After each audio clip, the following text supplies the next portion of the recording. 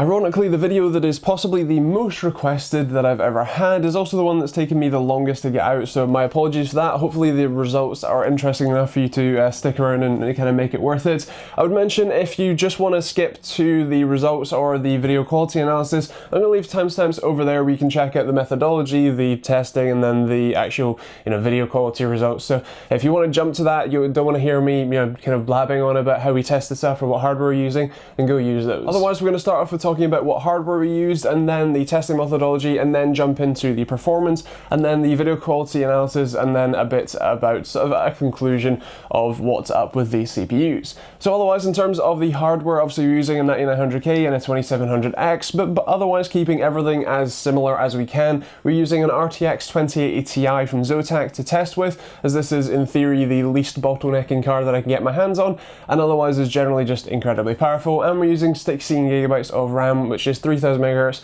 at CL15 for the testing. In terms of the testing methodology, this is the same as all of my other streaming and gaming comparison videos, where I'm using the X.264 encoder with a 1080p 60 FPS and 6000 kilobit per second stream to Twitch, and then a second copy of the X.264 encoder to be able to create an indistinguishable file quality setting, local recording at the same time, which is very much a torture test and not necessarily fully representative of if you're just streaming to Twitch and you're then going to maybe download your Twitch stream rather than having a separate local recording already ready for you to, say, go and edit for a montage place to YouTube. So with that out of the way, let's jump into the performance results. Starting off with CSGO, technically speaking, the 2700X wins here with 38% performance loss rather than 43%, but the 9900K is overall a much faster chip, both in the normal and the streaming results. The minimums also show this, and the maximums, well, I had a bit of an erroneous result where the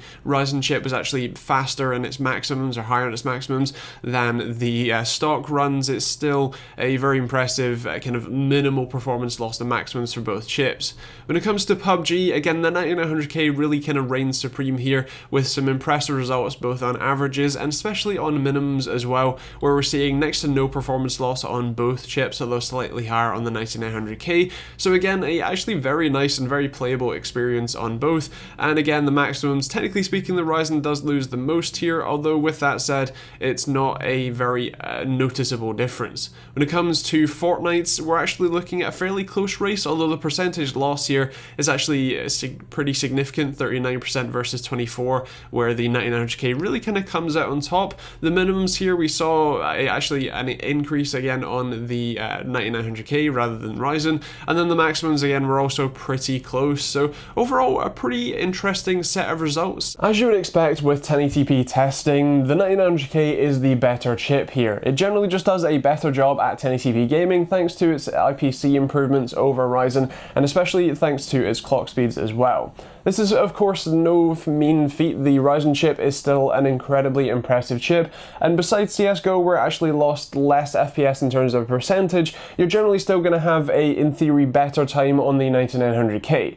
With that said, it's not necessarily a fully fair comparison, as the 2700X is at least £200 cheaper, if not more, so it's not necessarily a apples to apples, more of an apples to pears comparison if you like, because obviously the 900K is anywhere from 50% to 100% more expensive, and you don't, in fact, at any point get more than 50 to 100% more performance for that. Jumping into the video quality analysis, I'm only going to use a couple of clips here because for all intents and purposes, both of these streams and recordings were almost identical. There was no frame drops, there was no loss in bitrate according to Twitch Inspector, and generally speaking, I just didn't see any quality difference between them. They both did a fantastic job of creating, especially two copies of the stream at the same time. They did a really good job of that. So overall, I'm very impressed and really find it hard to recommend one over the other, especially considering that, well, obviously the 9900K is a good bit more expensive. The 2700X does a fantastic job too with less money, but obviously the 9900K still does an amazing job at beating basically everything on the market in terms of its gaming results, so it's a bit of a hard one. So really, my conclusion is just that. If you have more money than sense and you want to spend the most amount of money possible for the best chip available, then the 9900K is just that. It's the obvious choice. Go pick one up because that's for you. If, however, you want a better value for money, in fact, actually the best value for money you can get right now, especially when it comes to not only streaming and gaming, but also a load of other productivity tasks, then the Ryzen 2700X is your clear choice. It's an incredibly impressive value for money, and of course, while the 9900K definitely reigns king here, I feel like the Ryzen is kind of the People's Choice Award winner here, rather than the all-out performance king that the 9900K is. With that said though, I would love to hear your thoughts in the comments down below. Which one of these would you have in your system? Which one of these do you have in your system if you're picking one up? I would love to hear your thoughts down there. Of course, if you have any questions about the testing, games, or anything else, then leave those in the comments down below too. If you'd like to pick up either of these CPUs that I've mentioned in this video, then take a look at the links in the description down below. I'll take you to your local Amazon store where you can see pricing when and where you watch this. If you want to check out the other links that are down there, then feel free to do so. There's Patreon where you can support me directly, and a massive thank you to all of the patrons who do.